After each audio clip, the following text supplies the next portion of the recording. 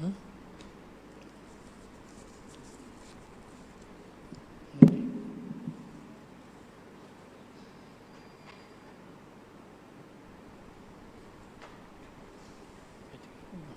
Bateri kuat. Tak apa.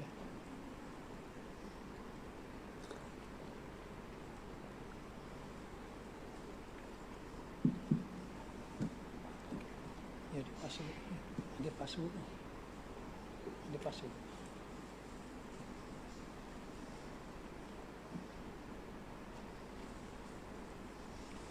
Nama dia.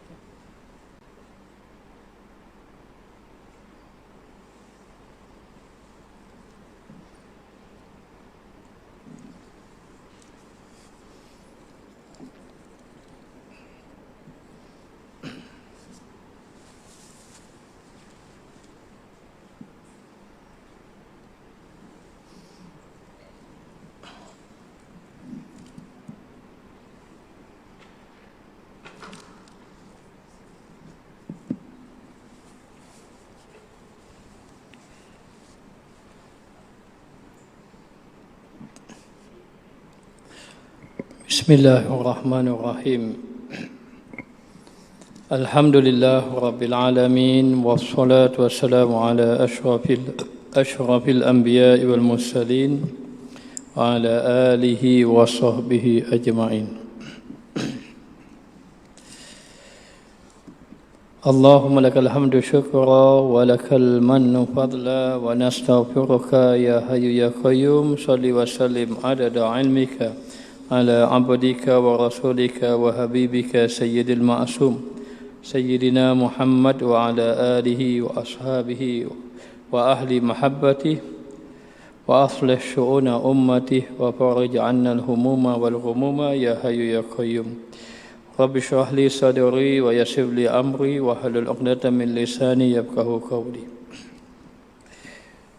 InsyaAllah malam ini kita sambung kitab Mukasyafatul Qulub. Dan kita masuk dalam bab tanggungjawab isteri terhadap suami. Maka isteri ada tanggungjawab yang berat terhadap suami, begitu juga suami ada tanggungjawab berat terhadap isteri. Jadi minggu ini kita bicara mengenai tanggungjawab isteri. Akan datang kita bicara tanggungjawab suami pula. Oleh kerana itu Rasulullah sallallahu alaihi wasallam bersabda bahawa perempuan itu aurat, maknanya tidak boleh dilihat. Jika ia keluar, syaitan akan menghiasinya. Baginda juga berkata bahawa seorang perempuan mempunyai 10 aurat. Jika ia menikah, suaminya menutup satu aurat, dan jika ia meninggal dunia, kubur menutup seluruhnya auratnya. Maka dikatakan bahawa ada sesuatu yang wajib bagi wanita itu menutupnya, dan ini juga merupakan tanggungjawab suami menasihati isterinya agar menutup auratnya. Hak-hak suami ke atas isteri sangat banyak. Yakni hak suami atas isteri maknanya isteri kena tunaikan hak dia terhadap suami. Namun yang terpenting ada dua. Apa dia? Yang pertama, menjaga dirinya dan tinggal di dalam rumah. Ini yang baiknya. Kalau dia keluar dengan izin suami, dan dia kena menjaga dirinya. Maka yang pertama, menjaga diri dan tinggal di dalam rumah. Maka di zaman Nabi SAW, para isteri mereka banyak duduk di rumah, melaksanakan tanggungjawabnya sebagai isterinya. Maka dalam keadaan macam itu, dia juga menjaga diri ketika mana sahaja suami tidak ada, tidak membenarkan lelaki yang halal nikahnya masuk dalam rumah. Bahkan sebaik-baik isteri ialah tidak melayani akan orang lain, kecuali orang-orang yang tertentu seperti adik-beradiknya dan seumpamanya. Maka yang pertama, tanggungjawabnya jaga diri dan jangan keluar daripada rumah tanpa izin suami. Kalau dia keluar daripada rumah tanpa izin suami, tanpa perkara yang memudaratkan dia keluar daripada rumah, maka sepanjang dia keluar daripada rumah itu ia dilaknat oleh Allah. Dan seandainya dia sembahyang ketika itu, sembahyangnya tidak diterima oleh Allah, maka tidak boleh keluar daripada rumah suami, tidak boleh keluar daripada rumah dia, dan wajib dia mentaati suami.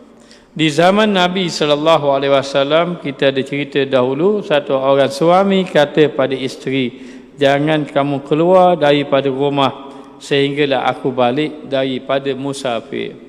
Maka ketika mana suaminya keluar daripada rumah pergi musafir, ayah kepada isterinya itu sakit. Lalu orang bagi tahu, ayah kamu sakit, pergilah ziarah. Maka dia ingat pesan suami dia tadi, maka dia tak keluar daripada rumah. Akhirnya orang bagi tahu, ayah kamu sakit tenat, pergilah ziarah. Maka dia tetap tidak keluar daripada rumah. Kerana apa? Kerana taat kepada suami.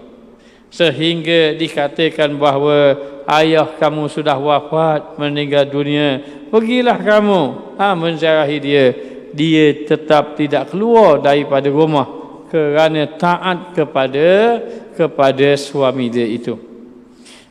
Maka bila suaminya balik, dia beritahu kepada Nabi SAW.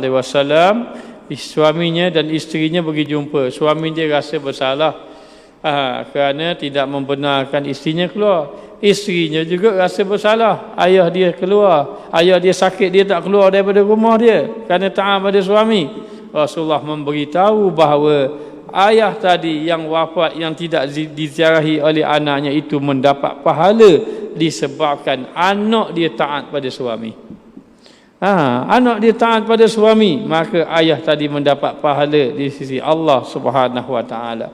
Maka demikian, begitu disuruh taat kepada suami. Disebut dalam hadis, iza amartaha ata'atka, apabila kamu memerintahkan kepada dia, maka dia taat kepada kamu. Kecuali suami memerintahkan perkara yang diharamkan oleh Allah, maka haram taat pada suami. Suami kata, kamu ni nak ikut saya, awak jangan pakai tudung lah, contohnya.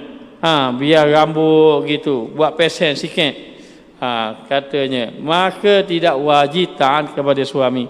Kerana Nabi SAW bersabda, la ta'ata li makhlukin fi ma'siyatil khaliq.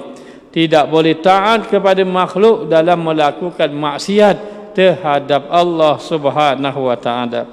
Maka demikian, yang pertama, isteri tidak boleh keluar daripada rumah suami selagi mana tidak ada kemudaratan. Seandainya ada kemudaratan, rumah terbakar, bomba mari, keluar, tak boleh taat suami. Kalau begitu tidak boleh, kerana ini mudaratkan. Wala tulku bi aidikum ila tahlukah, jangan kamu campak diri kamu ke arah kebinasaan. Kalau begitu, keluar. Kerana apa? Kerana membawa kemudaratan. Maka selagi tidak membawa kemudaratan, selagi tidak bercanggah dengan perintah syariat, maka kena taat kepada suami. Maka di antaranya, suami itu, maksud di antaranya, jangan keluar daripada rumah. Jangan keluar daripada rumah. Bagaimana kalau mahu belajar? Hatta mahu belajar, kena minta izin kepada suami. Kalau belajar pula, kena tengok fardu ain ke fardu kifayah. Kalau fardu ain itu, dia kena minta izin pada suami. Suami kata tak payah pergi, dia tak wajib pergi, tapi wajib suami ajar fardu ain isteri. Wajib suami ajar fardu ain isteri. Sebab apa? Suami tak izin. Maka dikatakan bahawa kalaulah fardu kifayah, maknanya suami tidak izin, maka tidak boleh keluar daripada rumah. Hanya ulama mengatakan dah suami tidak ajar juga fardu ain, maka boleh setelah dia minta izin, suami tidak izinkan, setelah dia minta suami ajarkan, suami tidak ajar, baru dia boleh keluar. Maka tidak berdosa ketika itu. Dengan syarat, satu minta izin, Yang kedua, setelah suami tidak ajar. Kalau suami kata, tak apa, saya ajar awak. Orang lain saya ajar, awak apa saya tak ajar. Jangan ikut-ikut kawan. Kawan ajar. Maknanya, tak boleh. Sebab apa? Sebab suami dia mengajar akan dia. Baik, kita tengok. Itu yang pertama. Yang pertama. Yang kedua, para isteri. Para isteri yang ini, dia punya tanggungjawab tidak menuntut suami, tidak meminta kepada suami dengan sesuatu yang tidak diperlukan, ataupun jangan meminta dengan suami sesuatu yang suami tidak mampu. Bila tengok saja orang jiran itu, rambut baru, minta gok ke suami. Suami tidak mampu, maka jangan meminta sesuatu yang memberatkan, menuntut suami dengan sesuatu yang tidak diperlukan, dan menjaga diri daripada memakan sesuatu daripada pekerjaan yang haram. Maka kena jaga dirinya, jangan buat kerja yang diharamkan oleh Allah Ta'ala, dan juga jangan meminta sesuatu dan dalam keadaan suami itu tidak mampu, dan perkara itu tidak perlu. Maknanya perkara itu tak perlu, tapi minta juga, dan suami pula tidak mampu, maka jangan memberatkan akan suami. Kemudian para isteri juga kena menjaga akhlak. Jangan berlembut-lembut suara dengan lelaki lain, tetapi maknanya berkasar pula cakap dengan suami. Maka ini dilarang sama sekali. Maka sebaik-baik wanita, yakni suami dalam yakni isteri dalam keadaan tertutup. Apa maksud tertutup? Maknanya dalam keadaan dia menjaga diri.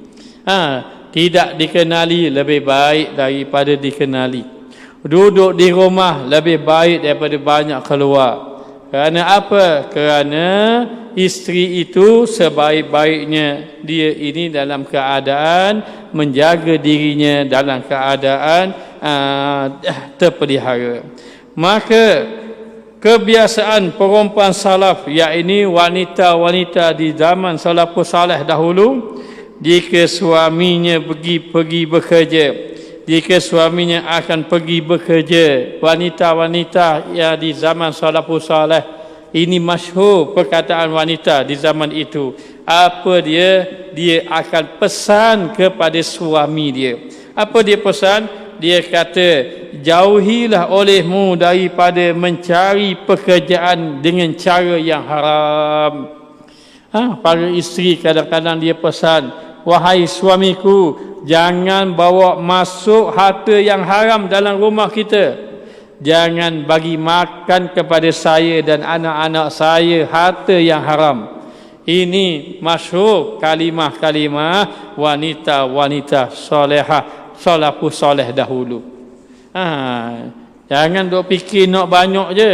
Kalau hari ni kata dapat banyak mana, jangan tanya tu. Kalau hari ni tanya dapat banyak mana, sepatutnya tanya, pastikan abang bawa balik harta yang halal, jangan bawa harta yang haram. Nanti kita satu keluarga dicampak dalam neraka. Maka jaga-jaga suami, jangan bekerja mencari hasil yang haram, jangan beri anak dan isteri. Isteri juga beritahu pada suami mengenai harta tadi, jangan mengambil harta yang diharamkan oleh Allah Subhanahu wa taala. Dan para isteri juga kena bersyukur dengan apa yang diberi oleh suami. Kena bersyukur dengan apa yang diberi oleh suami. Jangan rasa tidak cukup. Kenapalah beri sikit, kenapalah begini-begini. Sabar di atas pemberian suami. Dan para isteri juga tidak boleh mengungkit kebaikan yang dia telah lakukan. Sabit saya lah, saya tolong awak lah selama ini masak, saya tolong awak basuh, saya tolong awak. Jangan mengungkit kebaikan yang telah kita lakukan. Itu memang tanggungjawab kita.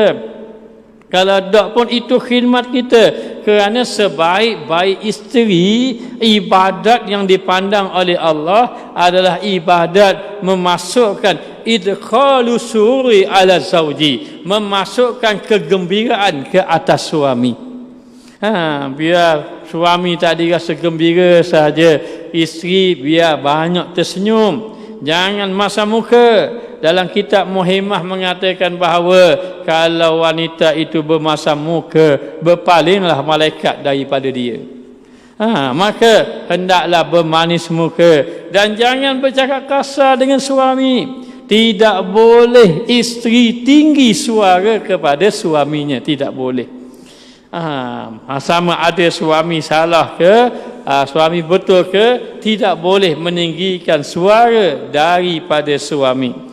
Maka dikatakan bahawa hendaklah isteri tadi taat, sabar, mensyukuri nikmat Allah. Berkata ulama, mana-mana isteri mengatakan bahawa sepanjang saya duduk dengan awak, tak ada kebaikan pun yang saya dapat, maka ketika dia berkata demikian, maka batallah segala amal-amalnya yang terdahulu. Maknanya apa? Mana-mana isteri yang tidak mensyukuri di atas pemberian suami, dia akan mendapat kemurkaan Allah, akan membawa kepada amalnya terbatal di sisi Allah Subhanahu wa taala.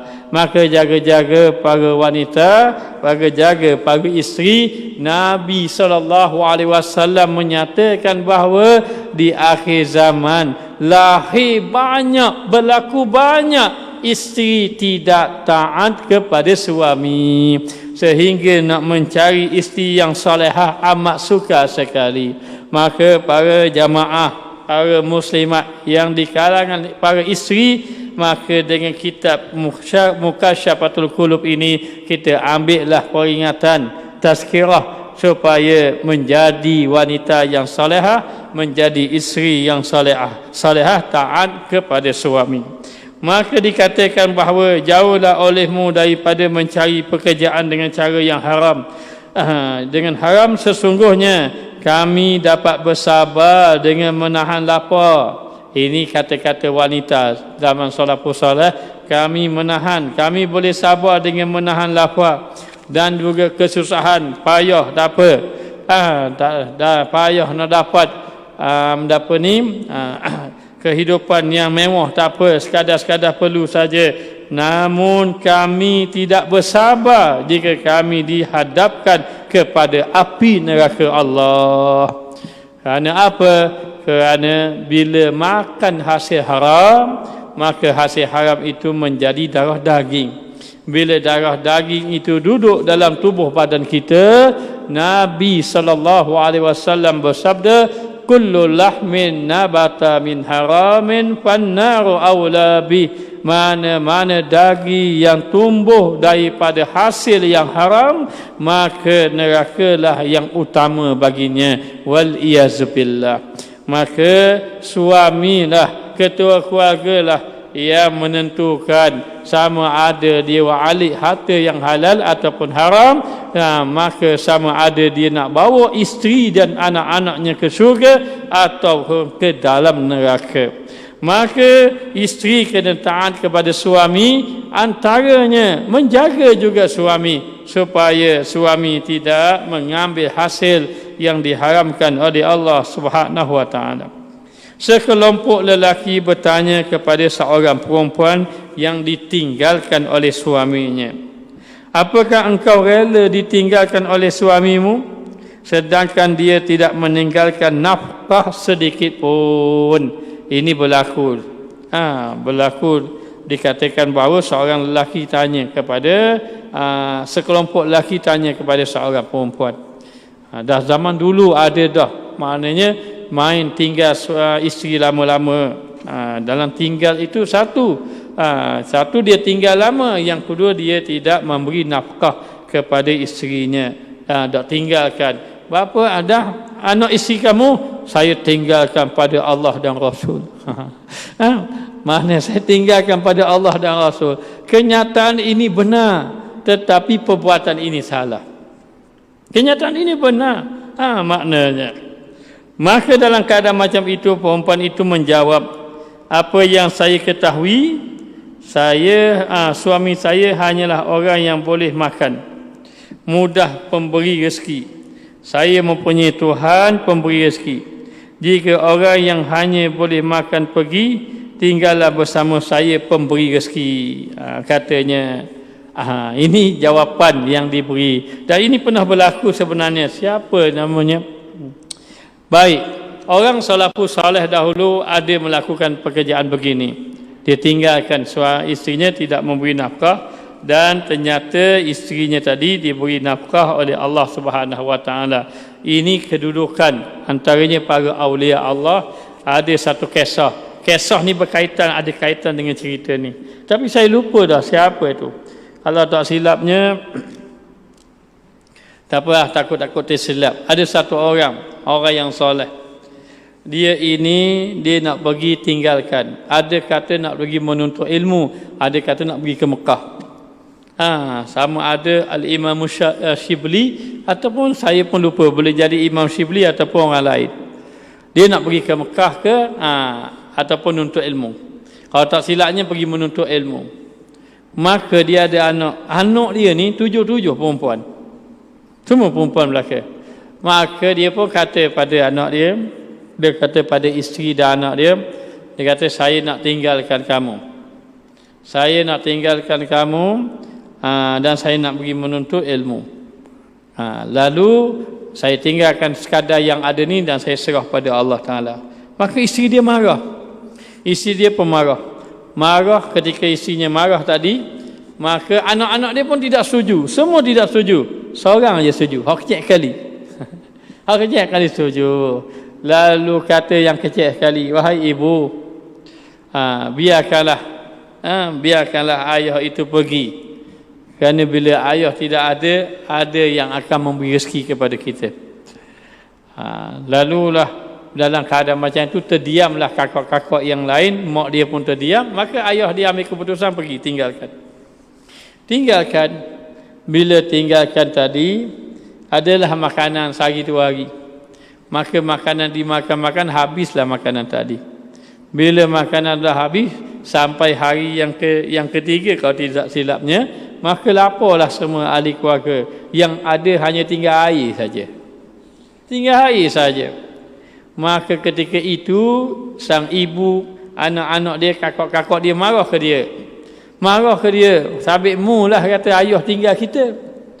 Dia kata anak kecil tadi, dia kata, yang memberi rezeki kepada kita itu Allah Ta'ala. Ayah kita je tak ada, Allah Ta'ala ada, kata dia. Allah Ta'ala ada lagi. Maka tinggal air saja. Bila dah lapar belaka, semua dah marah, tiba-tiba bunyi orang ketuk pintu. Bila orang ketuk pintu, bukalah pintu tadi. Buka pintu, ada orang minta air. Bila minta air, kakak-kakak dia kata tak ada air. Sebab air tu untuk nak keluarga dia. Hak kecil kali kata ada. Kecil kali kata ada. Ada air. Akhirnya diambil air itu, diberi kepada orang tadi. Maka air tadi diberi, dan orang itu adalah satu kumpulan daripada penunggang-penunggang kuda yang berburu mencari binatang buruan. Jadi air yang ada dalam rumah pun diberi kepada orang tadi, sampai tak ada air. Marahlah, dah agak-agak air banyak tu diberi pula pada orang lain. Maka makanan tidak ada, air pun tidak ada. Orang kumpulan tadi yang ambil air tadi, dia pun minum sampai semuanya hilang dahaga. Maknanya dia bagi air tadi sampai hilang satu kumpulan dahaga tadi. Selepas minum hilang dahaga, maka ketua mereka bertanya, kamu tahu tak itu rumah siapa yang baik bagi minum pada kita? Salah seorang daripada mereka kata, kalau tak silap tu, itu rumah Imam Shibli. Kalau tak silap Imam Shibli, kalau salah boleh khabar mula lepas kuliah ni. Maknanya dia kata ini rumah Imam Shibli katanya. Lalu katanya ketua pemimpin tadi, dia kata, kalaulah kamu kasih kepada saya, kalau kamu benar-benar menjadi orang yang taat pada saya, pengikut saya, maka siapa yang ingin mengeluarkan hartanya pada jalan Allah untuk kita beri pada dia, maka ketua dia ini wak keluar emas yang ada di tangan dia itu, harta-harta yang ada wak keluar, diletakkan di atas satu kain, dicampakkan di situ, maka semua campak. Semua campak sampai banyak harta di atas kain yang dibentang tadi. Maka diambil harta ini, diberi kepada orang tadi, keluarga tadi.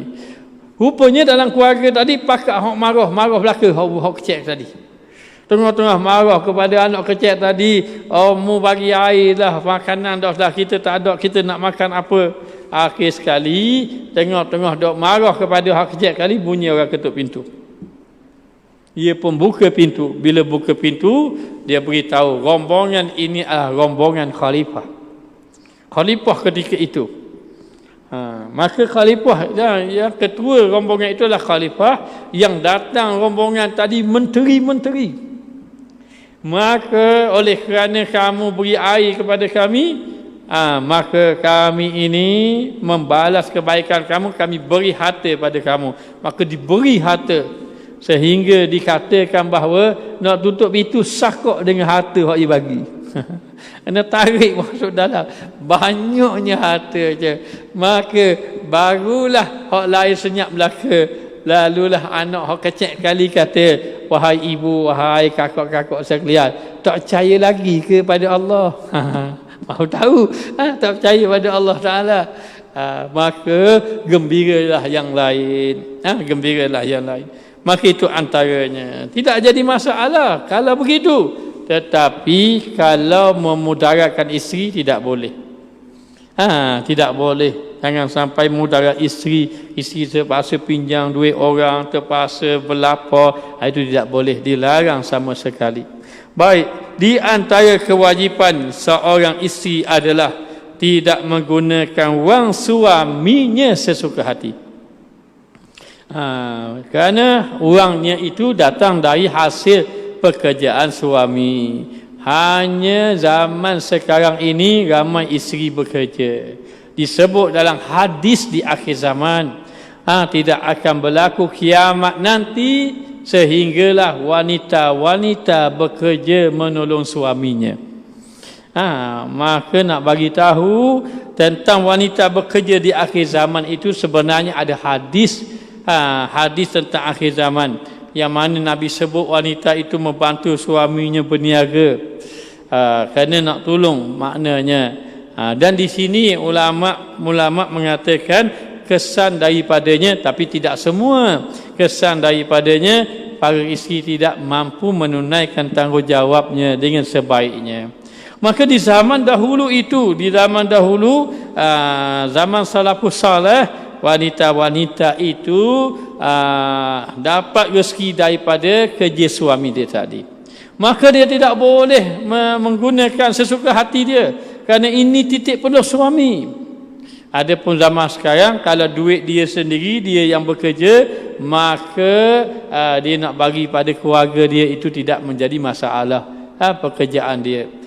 Dan dia nak bekerja pula, syarat dia mesti dengan izin suami. Dengan izin suami. Dan bekerja, dan maknanya suami bekerja, isteri bekerja, tidak jatuh haram, tidak menyalahi syariat, tidak salah, kecuali maknanya apabila ada perkara yang melanggar syariat, barulah jatuh haram. Kerja tak apa, selagi mana isteri boleh jaga apa dia, pergaulan antaranya, boleh jaga aurat, boleh jaga maknanya akhlak dia. Tetapi kalau tak boleh jaga, maka membawa kepada dosa. Baik, maka tidak boleh menggunakan wang suaminya sesuka hati.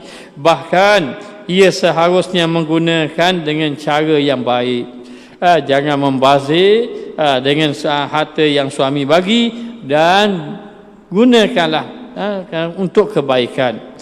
Rasulullah sallallahu alaihi wasallam bersabda, Seorang isteri tidak boleh memberikan makanan tanpa izin suami, tanpa izin suaminya, sekalipun kema basah yang dikhawatirkan busuk jika tidak dimakan. Jika seseorang isteri memberikan makanan atas izin suami dan juga kerelaan suaminya, dia nak bagi makanan, dia beritahu suami dia, maknanya saya ni nak buat masakan lebih sikit ni, saya nak buat bubur kacang lebih, contoh je ni, saya nak buat bubur kacang lebih, makna suami dia katakan kamu buat banyak-banyak kan membazir. Kata dia bukan nak beri kepada jiran-jiran. Kalau awak izin saya buat banyaklah. Kata suami dia, tak apa lah, molek ke awak buat banyak sikit bagi tak jiran kita. Maka isteri tadi buat banyak. Maka buat banyak, dia ambilnya sudah masa, dia ambilnya bekal, dia beri kepada jiran dia dengan izin suami dan dengan kerelaan suami. Maka dia akan memperolehi pahala sebagaimana pahala yang diperoleh oleh suami. Suami ini besar pahalanya bila dia beri pada isteri. Setiap makan isteri tadi dia dapat pahala. Setiap suapan isteri tadi dapat pahala. Setiap anak dia makan dapat pahala. Setiap jiran dia makan, suami dapat pahala. Isteri beri kepada orang lain, isteri pun dapat pahala sebagaimana pahala suami. Maka dikatakan bahawa boleh isteri nak beri pada orang, boleh isteri nak beri pada orang-orang yang dia suka, harta suami boleh, dengan syarat izin suami dan kerelaan suami. Yang jadi masalah, dia beri dulu, suami dia balik, mana radio saya? Beri ke adik. Beri ke adik, kata, lah awak dah khabar saya, dah tengok awak sipang tak guna, walau suami sipang tak guna pun milik suami, kena khabar dulu, boleh tak boleh bagi suka-suka hati. Maknanya walaupun yang diberi itu adik kepada suami dia, tidak boleh, kena minta izin terlebih dahulu dan pastikan apa-apa kita nak beri, para isteri nak beri dalam kerelaan suami. Maka namun jika ia memberi makanan tanpa izin suami, dah bahkan tanpa kerelaan suami, suaminya akan dapat pahala. Dapat pahala kerana harta tu diberi pada orang lain, dia dapat dosa. Sedangkan ia mendapat dosa. Siapa? Isteri dapat dosa. Isteri dapat dosa sebab apa? Sebab dia beri tanpa izin, dia beri tanpa kerelaan suami. Suami dapat pahala kerana harta suami dapat kepada orang lain. Suami dapat pahala, maka isteri berdosa. Dalam keadaan macam itu, para isteri tidak boleh, maknanya senang-senang nak belanja harta suami kecuali dengan keizinan suami. Kan duit tu dia bagi pada saya, contohnya, walaupun bagi pada kita pun, maknanya hasil titik peluh suami, syarat kata kena ambil berat, kena minta izin suami juga. Kecuali suami kata saya bagi pada awak ikut pandai awak lah, maknanya. Tapi kalau suami kata awak belanja dapur, katanya, maka awak gunalah untuk keluarga awak belanja dapur. Tiba-tiba bagi pitih awak belanja dapur, dia pergi belinya baju. Dia beli baju, itu kena minta izin suami sebenarnya, kena minta izin suami. Ada pun isteri yang sudah bekerja di akhir ini, kebanyakan ini isteri yang bekerja, dia bekerja sendiri, dia kerja dapat rezeki dia sendiri tadi, maka dia nak bagi kepada keluarga dia, itu tidak jadi masalah, kerana itu hak dia bekerja dan suami kena izin. Dia bekerja, kalau suami tidak izin maka berdosalah suami tadi, isteri tadi. Kalau suami kata tak apalah awak nak kerja sebab boleh bantu saya, maka bekerjalah suami tadi, isteri pun bekerja. Dengan izin Allah, suami tadi dapat naik pangkat, gaji dia pun sudah mahal dah. Fikir-fikir, padang dia kerja seorang saja. Lalu dia kata pada isteri dia, awak kena berhentilah, wajib isteri tadi berhenti. Kena taat kepada suami. Orang tua berkewajipan mendidik anak perempuannya, tentang hak-hak kepada suaminya, maka satu orang seorang ayah kena beritahu. Lebih-lebih lagi ketika nak kahwin. Zaman dahulu, golongan salaf dahulu, orang-orang saleh dahulu, mereka bila mana nak kahwin dia akan bagi tahu tanggungjawab. Kamu nanti akan berkahwin, kamu akan keluar daripada rumah ini ikut suami kamu kena taat suami kamu. Jangan cakap kasar, jangan lawan dia, maka jangan keluar daripada rumah tanpa izin, jangan puasa sunat tanpa izin suami. Maka diajarnya mengenai adab-adab isteri terhadap suami. Maka itu tanggungjawab siapa? Itu tanggungjawab ayah. Tanggungjawab ayah kepada anak perempuan dia, supaya bila sahaja anak perempuannya berkahwin, lalu anak perempuannya tadi taat kepada suaminya, maka sang ayah tadi dapat pahala disebabkan anak tadi taat kepada suaminya. Maka ini dilakukan sebagaimana yang dilakukan oleh Asma binti Kharijah Al-Farazi.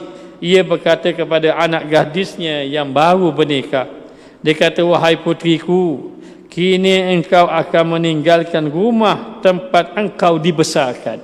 Dulu rumah ni kamu dibesarkan, daripada kecil sampai sekarang kamu dibesarkan rumah ni. Nanti sekarang ni kamu berkahwin, nanti kamu akan keluar ikut suami. Dia kena ingat juga, apabila sahaja suami anak kita perempuan berkahwin, kita sebagai ayah tak boleh kawal anak. Awak khabar dia tak boleh keluar daripada rumah ni. Jangan. Isteri dia, anak kita tu dah jadi isteri orang. Jadi dalam keadaan macam itu, isteri kita, anak dia tu, anak kita tadi, dia lebih kena taat suami dia. Kena taat pada suaminya. Seandainya suami dia ini ajak dia keluar, nak duduk rumah lain, suku, kita sebagai ayah, ibu dan bapa tidak boleh halang.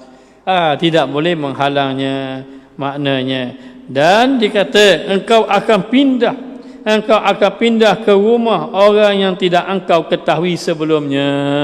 Kamu kahwin dengan dia, kamu tak kenal molek dulu lah ni kenal molek. Ni dah kenal molek dah, tapi dulu dah. Dulu maknanya kamu baru kenal dia, kamu tak kenal sebenar lagi dengan dia, tapi kamu akan ikut dia di rumah yang tidak engkau ketahui sebelum pada ni. Maka jadikanlah engkau itu bumi agar suamimu menjadi langit untukmu, maknanya. Jadi gitulah gambaran. Langit menurunkan air hujan, bumi menumbuhkan tanaman, saling bekerjasama di antara satu sama lain agar dapat memberi manfaat. Jadi sang ayah kena pesan anak-anak dia bila mana nak kahwin, anak-anak gadis dia itu nak kahwin, supaya taat kepada suami. Dan dikatakan bahawa jadilah engkau hamparan baginya agar ia menjadi tiang untuk kamu. Jadilah engkau hamba perempuan baginya agar ia menjadi hamba lelaki untukmu. Maknanya kamu kena ikutlah kata dia, kamu kena taatlah perintah dia. Dan kamu kena saling maknanya tolong menolong di antara satu sama lain. Dan kena pesan juga anak-anak itu, jangan lawan cakap suami, taat pada suami, dan juga jaga solat, jaga sembahyang. Jaga sembahyang, dan pastikan ibadat itu diutamakan. Lalu dikatakan bahawa hendaklah ibu bapa tadi menasihati anak dia, untuk anak dia tadi bila berkahwin menjadi isteri yang taat kepada suami. Jadilah engkau perempuan baginya agar ia menjadi hamba lelaki untukmu. Janganlah engkau menjauhinya, janganlah engkau menjauhi dia. Maknanya kalau dia panggil dekat dia, jangan kamu jauh, jangan kamu berpaling daripada dia, jangan kamu membenci, jangan cari keaiban dia, jangan sebarkan keaiban dia.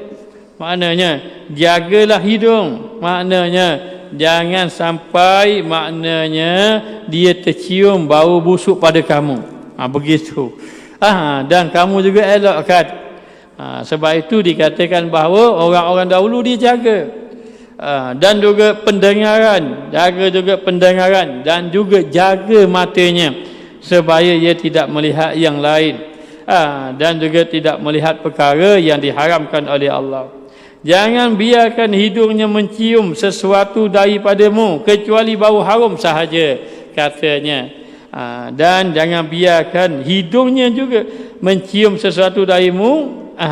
Jangan biarkan hidungnya mencium sesuatu darimu kecuali bau haram.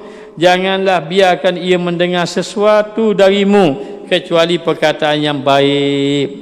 Jangan sampai dia dengar perkataan-perkataan yang kesat yang keluar daripada mulut kamu. Jadi seorang isteri tidak boleh, tidak wajar dia mencela suaminya. Tidak wajar dia menyatakan kalimah yang buruk kepada suaminya. Dan tidak wajar juga dia menengking suami dia, menghalau. Dan tidak wajar isteri beri arahan pada suami. Si isteri beri arahan pada suami tidak wajib taat. Tidak wajib taat. Main arah-arah tak boleh sebenarnya. Kalau nak arah pun arahlah cara baik. Abang kalau abang ada masa boleh tak minta tolong saja.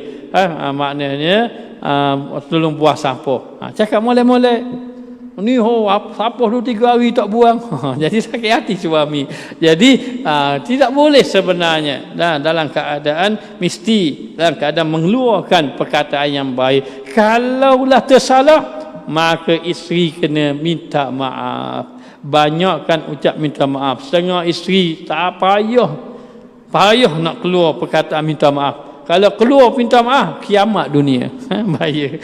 Maka baik, janganlah pula engkau biarkan ia melihat sesuatu darimu kecuali keindahan saja.